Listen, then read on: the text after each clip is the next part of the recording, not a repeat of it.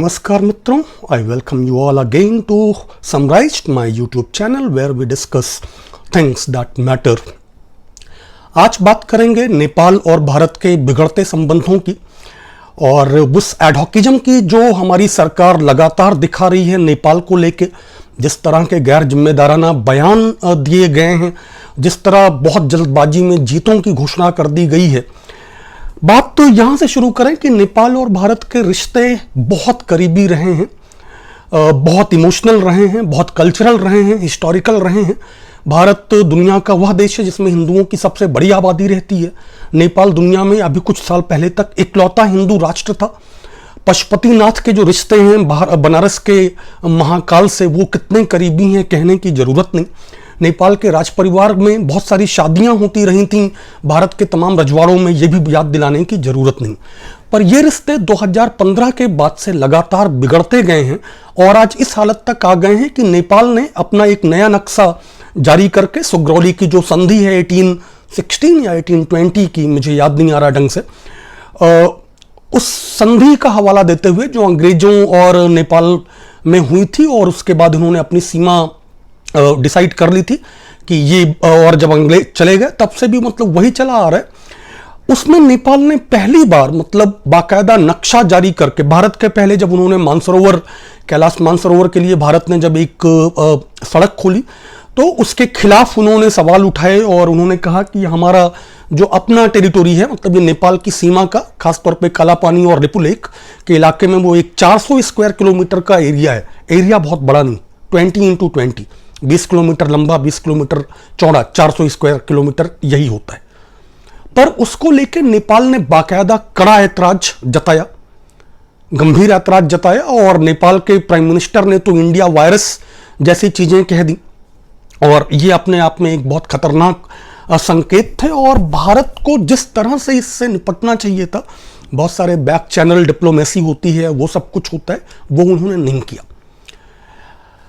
उससे ज्यादा जो दिक्कत की बात है, मतलब 2 दिन पहले नेपाल ने, और फिर उन्होंने मतलब ये कहा कि वो अपनी संसद में बाकायदा प्रस्ताव लाके, बाकायदा बिल लाके अपने नए नक्शे को पारित करवाएंगे और जिसके मुताबिक नेपाल, भारत का बहुत सारे जो हिस्से हैं, भारत की बहुत सारे जो मतलब जमीन है, वो नेपाल के नक्शे में आधिकारिक तौर पे दर्ज हो जाएगा। और this bill like open a new border dispute and unending new border dispute. जो इसके डिप्लोमेटिक निहितार्थ हैं वो बहुत खतरनाक। अच्छा, कमाल इसमें यह हुआ कि 2 दिन पहले मतलब भारत ने तो सबसे पहले तो मतलब गैर जिम्मेदाराना बयानबाजी की एक परंपरा रही है भारत की सेनाओं के राजनीतिक और डिप्लोमेटिक इश्यूज पे ना बात करने का। यह परंपरा जनरल रावत ने तोड़ी जब उन्होंने 2.5 मोर्चे की बात कही थी कि भारत 2.5 मोर्चों पे एक साथ लड़ सकता है। मुझे आज तक समझ में नहीं आया कि उनको किसने कहा, मतलब ये सिर्फ ऐसे गैर जिम्मेदार बयान देने के लिए, जब आप नहीं लड़ रहे थे, जब आपका केवल एक मोर्चा, केवल एक बॉर्डर है जिसको एक्टिव बॉर्डर बोलते हैं मिलिट्री डिफेंस लैंग्वेज में। एक्टिव बॉर्डर्स वो होते हैं जहां पे कुछ कुछ दिक्कतें चल रही हूं, कुछ कुछ बातें चल रही हूं। आपका केवल एक एक्टिव बॉर्डर था, लेकिन इस बयान के आते आते हम देख चुके हैं कि आप सिक्किम से लेकर के लद्दाख तक सारे ही बॉर्डर एक्टिव हैं। और मुझे जो नहीं समझ में आया था कि 2.5 मोर्चों में मतलब ये जो आधा है, एक हमने चीन समझ लिया, चलिए पाकिस्तान तो था ही, चीन, ये आधा कौन सा था। यही गलती नरवाने साहब ने, जो अभी हमारे थल सेनाध्यक्ष हैं, उन्होंने भी की। और बहुत गैर जिम्मेदारी से जब नेपाल ने विरोध किया, नेपाल का विरोध राजनीतिक विरोध था। It was a political opposition by Nepal's prime minister followed by Nepal's foreign minister. आपको इसका राजनयिक जवाब देना था। राजनयिक जवाब मतलब भारत के विदेश मंत्री जयशंकर कुछ बोलते, प्रधानमंत्री जी तो ऐसे मुद्दों पर तुरंत चुप हो जाते हैं, उनकी कोई बात नहीं, लेकिन जयशंकर बोलते, भारत के फॉरेन सेक्रेटरी बोलते, उन लोगों ने बोला भी। भारत के थल सेनाध्यक्ष को यह बोलने की क्या जरूरत आन पड़ी, मुझे नहीं पता, कि Nepal is doing this at someone else's behest, कि नेपाल ये किसी और के कहने पे कर रहा है। That was very surprising for like everyone like me who keep a watch on diplomatic relationships. Basically आप एक देश की संप्रभुता को चुनौती दे रहे हैं।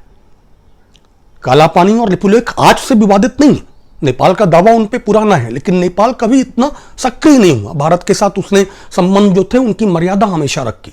जब आपने सड़क बनाई तो उसने ऐतराज किया, आप फिर से मतलब डिप्लोमेटिक चैनल से बात करते।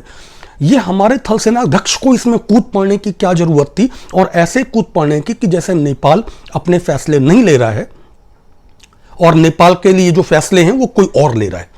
ये एक भयानक गलती थी, और जिसका हमने बाकायदा उसके बाद देखा कि नेपाल के प्रधानमंत्री का फिर से बयान आया कि हमारी संप्रभुता का उल्लंघन है, ये है वो है, और ये नहीं करना चाहिए था, ये नहीं किया जाना चाहिए था। खैर, अपनी सरकार से तो क्या करना चाहिए और क्या नहीं किया जाना चाहिए कि सारी समझदारी ही अब की उम्मीद हम जैसे लोगों ने छोड़ दी है। उसके बाद एक और बहुत दिलचस्प बात हुई। 2 दिन पहले जब नेपाल में मतलब ओली साहब की जो पार्टी है मार्क्सिस्ट लेनिनिस्ट, उसने जब संसद में प्रस्ताव रखने का दिन आया तो उसने प्रस्ताव को डिफर कर दिया। डिफर मतलब विलंबित कर दिया। लीजिए सरकार, भारत सरकार की ओर से मतलब एकदम सेलिब्रेटरी मैसेज आने लगे कि वाह वाह हम सफल रहे और ये हुआ, मीडिया पागल हो गया। वही मीडिया, मुझे याद है छी न्यूज का तिहाड़ी चौधरी भारत और नेपाल की सामरिक ताकत का तुलना कर रहा था। He was comparing our military might, like exactly. Hindu मुसलमान लड़ा के मन नहीं भरा है कि अब भारत नेपाल को लड़ाना चाहते हो, और अगर भारत नेपाल लड़े तो भारत के लिए जान देने वाले गोरखे कहां खड़े होंगे। सब मतलब फील्ड मार्शल मानेकशॉ याद आते हैं, सैम मानेकशॉ। क्या कहा था उन्होंने, अगर कोई आदमी कहता है कि उसे मौत का डर नहीं तो या तो वो झूठा है या वो गोरखा है। उन गोरखों से तुम लड़ोगे सेनाएं निकाल के, और इस देश का मध्य वर्ग है कि वो पागल हुआ रहता है ऐसे झूठों के लिए। खैर, उन्होंने बिल को डिफर किया और भारत ने एकदम मतलब उत्सव मनाना शुरू कर दिया कि अब तो हो गया सब। हम जैसे लोगों ने तुरंत आगाह किया कि ठहरो, तुम समझ नहीं रहे हो, अपने डिप्लोमेटिक चैनल एक्टिव करो। यह संविधान संशोधन विधेयक है, इसको सदन में 2/3 बहुमत चाहिए, जो अपर हाउस में तो है communist party of Nepal Marxist Leninist के पास, लेकिन लोअर हाउस में नहीं है। नेशनल असेंबली को उसके जो 2 हिस्से हैं उसके निचले हिस्से में उसके पास 9, केवल 9 सांसद कम। शाम होते होते मतलब इधर हम उत्सव मना रहे थे, उधर नेपाली कांग्रेस का बयान आ गया। नेपाली कांग्रेस के बारे में ध्यान रखिएगा, ये भारत की सबसे ज्यादा करीबी रही पार्टी। कोइराला जी और इनका पूरा परिवार, मतलब नेपाल में लोकतंत्र का जो पूरा आंदोलन था वो बनारस से चलता था।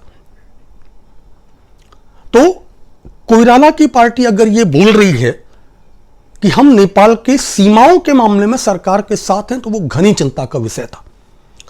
उसके बाद जो और भी बड़ी चिंता का विषय था कि मधेश पार्टियों ने भी सरकार से संवाद किया और उन्होंने ये तमाम चीजें कहनी शुरू की, तो दोनों का समर्थन था। जो बात रुकी हुई थी वो सिर्फ इतनी थी कि दोनों चाहते थे कि हमारी जो मांगे हैं, कुछ उनकी जो डिमांड्स हैं, वो भी इस सत्र में पारित हो जाएं। और आज वो सहमति बन जाने के बाद नेपाली संसद में नए नक्शे का बिल रख दिया गया है। ये भारत के लिए इससे बड़ी कूटनीतिक पराजय आई कैंट इवन इमेजिन। पर ये हुआ कैसे, हम यहां तक पहुंचे कैसे? इसके 2 उत्तर हैं, एक लंबा और एक छोटा। लंबा ये कि 1950 में भारत नेपाल मैत्री संधि के बाद से ही भारत लगातार बहुत करीब रहा है नेपालियों के, और भारत ने ये बहुत कमाल से ये साधा है। भारत ने ये ऐसे साधा कि एक तरफ वो राज परिवार के भी ठीक ठाक नजदीकी रहा, और दूसरी तरफ उसने, मैंने बताया कि नेपाली कांग्रेस का पूरा आंदोलन बनारस से चलता था, और उसने भारत की जमीन पर नेपालियों के अपने राजनीतिक एस्पिरेशंस के लिए किए जाने वाले कामों पर भी कोई कभी हस्तक्षेप नहीं किया।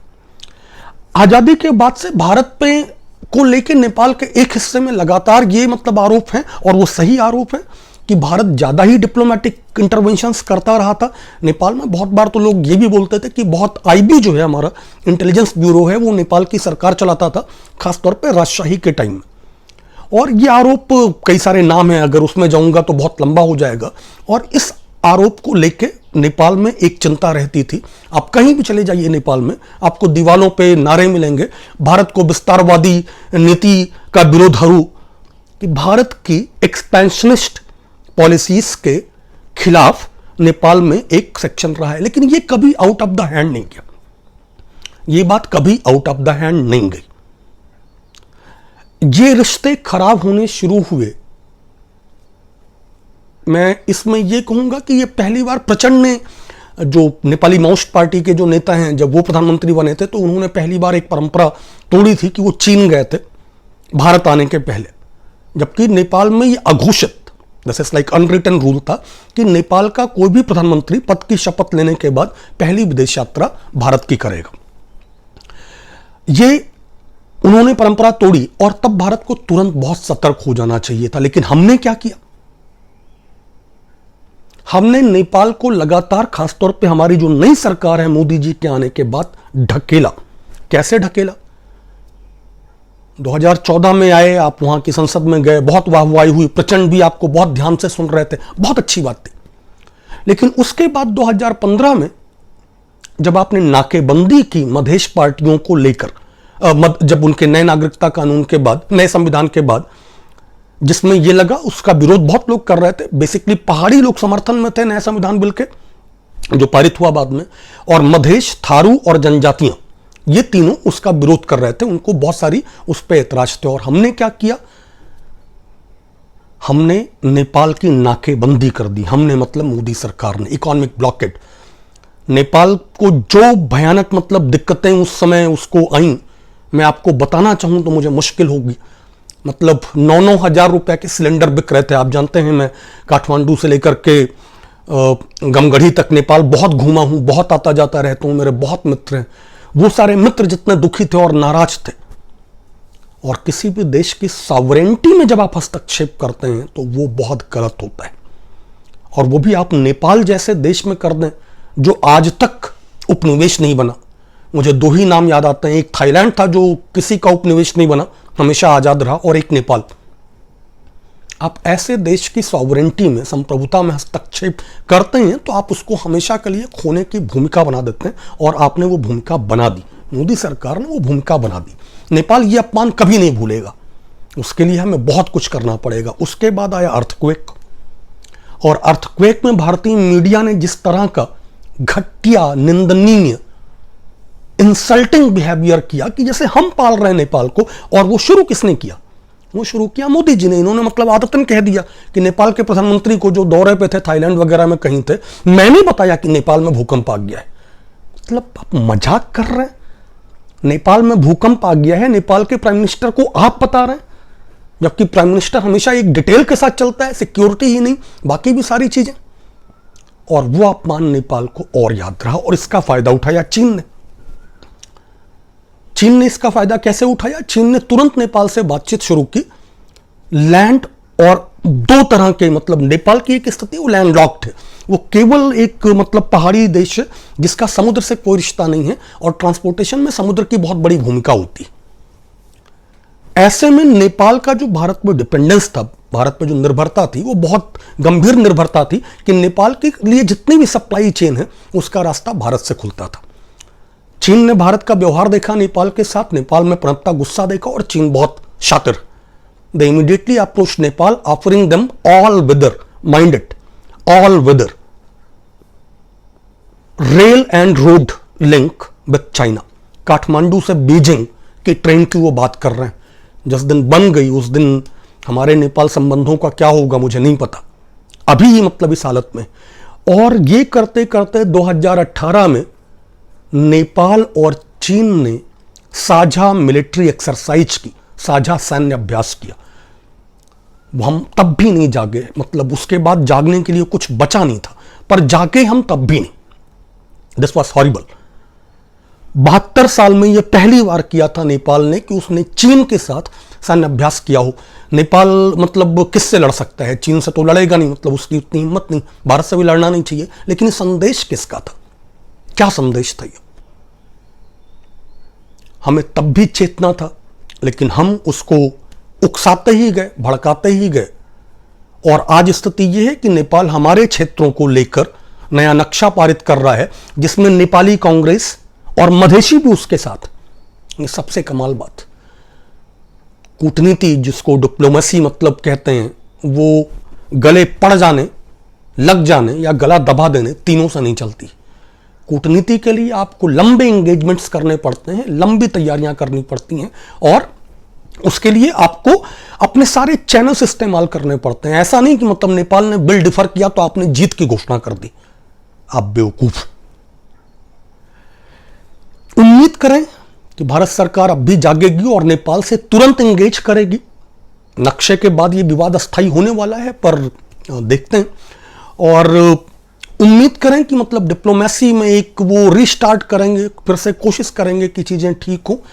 आज के समराइज में इतना ही नेपाल के साथ। कल कोशिश करूंगा आपसे भारत, चीन, नेपाल, पाकिस्तान में जो अभी स्थितियां उभर रही हैं, व्हाट एग्जैक्टली दैट मीन्स, और वो कैसे हो रहा है, कल इस पे बात करते हैं, क्योंकि ये नेपाल अकेला नहीं है, नेपाल उससे जुड़ा हुआ है। और इसी के साथ आज के लिए विदा लेता हूं, फिर मिलते हैं समराइज में। चैनल को लाइक और सब्सक्राइब जरूर करें। Bye bye.